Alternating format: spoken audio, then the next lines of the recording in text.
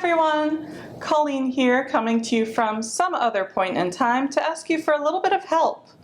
I would like to make a question and answer video about some topics in ASL and the deaf community that I may not be covering in my videos, because there's a whole lot more that goes into those than just the signs that I'm teaching. And I also want to know what you guys are curious about. So between now and October 1st, send in any questions that you have, and I will pick a couple for the video and do my best to answer them from my own personal experiences, what I've been told by people in the deaf community, and also what I've learned from resources that I found either here at the Corpus Christi Public Libraries or that I found online. Now, unfortunately, the comments on YouTube are turned off on these videos, so you can't ask your questions down there. However, you can send a direct message to me over Facebook. Just go to the Janet F. Hart Public Library's Facebook page and send a message. Start it with, "Hey Miss Colleen," or "Dear Miss Colleen, I have an ASL question." Type out your question and then sign it with the name that you would like me to use in the video. So whether that's just a first name, just an initial, or you can sign it anonymous if you absolutely don't want me to say your name at all. That's perfectly fine too. It's entirely up to you. And thank you guys so much in advance for helping me out with this little project, and I really hope that you are enjoying the series.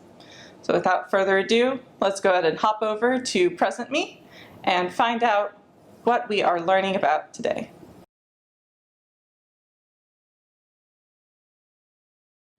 Hello, and welcome to ASL Basics with Miss Colleen. Now, I usually recommend this program for children ages 6 and up, but today we're going to be focusing on something a little bit abstract, so it might be better for children ages 10 and up. However, as always, everyone is welcome because you are never too early or too late to start learning a new language. Now today we're going to give our hands a little bit of a break because we just finished off our alphabet. I hope you guys have been practicing. It does take a lot of getting used to. And today I just want to focus on what we use the alphabet for in ASL. The main thing we use it for is finger spelling, and this is the sign for it, finger spell. So if someone does a sign that you don't know, you can ask them, "Please finger spell that." Like, "Can you finger spell it, please?" We also use finger spelling to introduce ourselves for names. So when we say "my name," then we finger spell our names. We also usually finger spell restaurants, street names, corporation names, businesses. All of those are proper names that don't usually have a sign in ASL, so we just spell them out.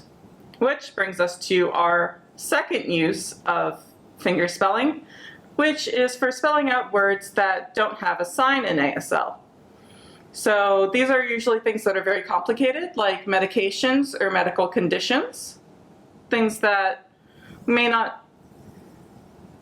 maybe there's too many of them to have a sign for every single thing.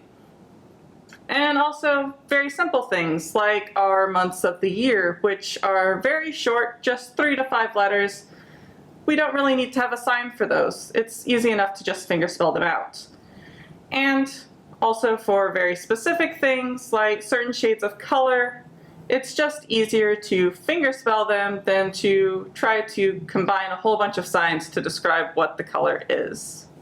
And then the third use is something that you guys will use it a lot for when you are starting out. It's something I still use it for a lot in my own experience, and that is for asking someone how to sign a word. If you don't know how to sign something, you can ask someone, "How do you sign this word?" And the way you do that is you finger spell the word first. You tell them what you're talking about. So finger spell the word and then say, "You sign it how?" The grammar structure is very different between ASL and English, so it definitely takes a lot of practice and getting used to. I still haven't fully mastered it. So to ask how to finger spell something, finger spell the word, and then you sign it how.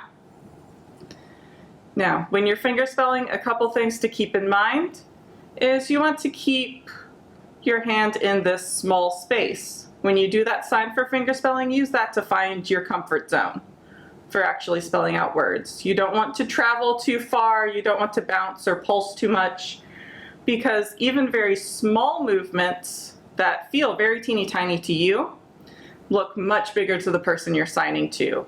So it's hard to follow something that is constantly moving and bouncing and changing direction. So just try to practice keeping it in this little space here. And then two other uses of the alphabet that I want to go over is the initialization of signed words. So this basically means we are taking the first initial of the word in English and we are using that letter in the sign in ASL. So one example of this is a sign like deaf. The word deaf starts with the letter D. And so we use the hand-shaped D in ASL to sign deaf. We also use it for words that use a very similar gesture. For example, a group of people. You can do this with the letter G and just make a circular motion out in front of you. That's just a general group of people. But if I change it to a C, now I'm talking about a class. A T, I'm talking about a team. An F, I'm talking about a family. So this circular gesture out in front of me talks about a group of people, but the initial I use changes the meaning of that gesture. It changes the meaning of what group I'm talking about. And then lastly, something you've heard me say a lot is hand shape. And if you remember from learning our alphabet, I showed you guys a sign that used the hand shape. So remember, sorry uses hand shape A. Hello, hand shape B. Searching, hand shape C, and so forth. Now there's four things that you will hear when talking about hand shapes, and those are closed, open, bent, and clawed. Closed and open are fairly simple. They both pretty much refer to how close together your fingers are. So take our A hand shape, for example. All my fingers are very close together. My thumb is tucked in next to my knuckles. So this is a closed hand shape. If I want to open it, I just bring my thumb out.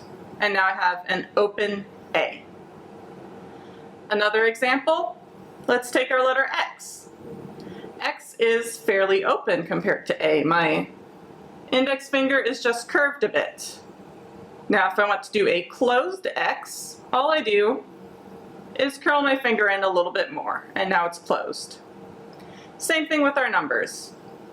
Our hands are usually spread out. Our fingers are far apart when we do our numbers. They're very open. So if you close them, you're just bringing your fingers close together. Third, we have bent, and that talks about our knuckles here. And it's almost a C shape, but usually your thumb isn't involved, or maybe you only have two fingers involved, or a couple different ones, and they're just bent. One of the most common hand shapes that we use in ASL is to take a B, open it, and then bend it. And this is a very common hand shape. You saw me use it for how. We use it for excuse me or to know. There's a lot of signs that use this bent open B. And then lastly, we have clawed. This is usually used with numbers. So like the number 5, just claw it. Think of a cat when it's mad. Make a claw. You can also do it with the number 3, claw it. Now maybe I'm talking about a bird that has big talons. It comes up and snatches up a field mouse or something. So those are 4 terms that are very good to know when talking about hand shape. And for those of you that are learning together with either friends or family, a fun little way that you guys can test each other out is by spelling out words to each other, and then that way people can give you feedback on how your hand looks, and you also get to practice your receptive skills of reading someone else's hand. So for example, you can play a game of I Spy and spell out a word. And then the people around you can guess what word you just spelled. If you're learning by yourself, that's perfectly fine. You can practice with a camera or practice with a mirror, and that way you get used to watching signs from another perspective, and you also get to see how clear your own signing is. You can also just get a dictionary or a book to practice your finger spelling and just spell out random words. And when you're doing that, focus on which fingers actually need to move between one letter and the next, and which ones can stay put. Now, that's all I have for you today, but don't forget to check us out at Facebook and YouTube for updates, and go to cctexas.com/library where you can check out books like the American Sign Language Hand-Shaped Dictionary.